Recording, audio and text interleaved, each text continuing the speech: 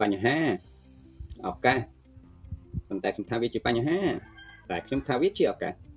ចុំអញ្ញញ៉ៃមែនហ្នឹងបញ្ហាឬក៏ជាឱកាសពិតប្រាកដតើអ្នកធ្លាប់ឆ្ងល់ទេថាអ្វីទៅជាសហគ្រិនភាពពិតប្រាកដមនុស្សជាច្រើនគិតថាវាគ្រាន់តែជាការបើករបររកស៊ីប៉ុន្តែតាមទ្រឹស្ដីរបស់លោក Peter Drucker សហគ្រិនភាពគឺជាការអង្កេតពីការផ្លាស់ប្ដូរស្វែងរកបញ្ហាការឆ្លើយតបទៅនឹងការផ្លាស់ប្ដូរឬបញ្ហានោះរួចទាញយកឱកាសស្ដាប់ទៅរៀងពិបាកយល់មែនអត់ឈប់សិនកុំអានទៅណាហើយក៏លេចមើលឧទាហរណ៍បន្តនេះគឺជាទីក្រុងភ្នំពេញនៅចន្លោះឆ្នាំ2012ឆ្នាំ2015វាជាឆ្នាំដែលផ្លូវស្រឡះមិនសូវមានយានជំនិះមនុស្សធ្វើដំណើរបានស្រួលហើយឆាប់រហ័ស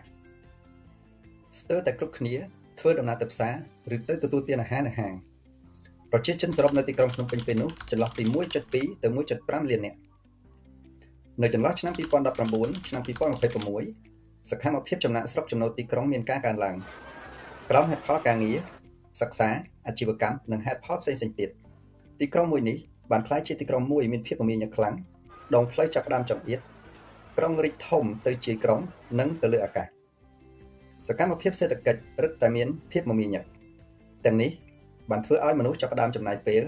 និងថវិកាច្រើនក្នុងការធ្វើដំណើរពីកន្លែងមួយទៅកន្លែងមួយហើយបង្កើតឲ្យមានភាពធន់ថប់ពេលកកស្ទះម្ដង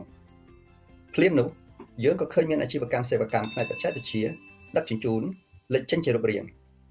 ហើយគ្របដណ្ដប់លើវិស័យសំខាន់ៗមួយចំនួនដូចជាម្ហូបអាហារឯកសារនិងសម្ភារៈប្រើប្រាស់តាមផ្ទះផ្សេងៗដែលអតិថិជនគ្រាន់តែបញ្ជាទិញពីផ្ទះការិយាល័យឬទីតាំងដែលគេឈរជើងសេវាកម្មដឹកជញ្ជូននេះបានជួយអតិថិជនរបស់គេជាច្រើនដូចជាសន្សំសំចៃពេលវេលាថវិកាកាត់បន្ថយភាពធុញថប់ជៀសផុតពីការធ្វើដំណើរក្រោមកម្ដៅថ្ងៃអ្នកខ្លះយកពេលទាំងនេះទៅសម្រាកដើម្បីសុខភាពហើយក៏មានអ្នកខ្លះយកពេលទាំងនេះទៅធ្វើការបន្ថែមដើម្បីបង្កើតលទ្ធផលចុងក្រោយអាជីវកម្មដឹកជញ្ជូនទាំងនោះក៏អាចរកប្រាក់ចំណូលបានពីអ្នកលក់ម្ហូបអាហារនិងផលិតផលផ្សេងៗតោះ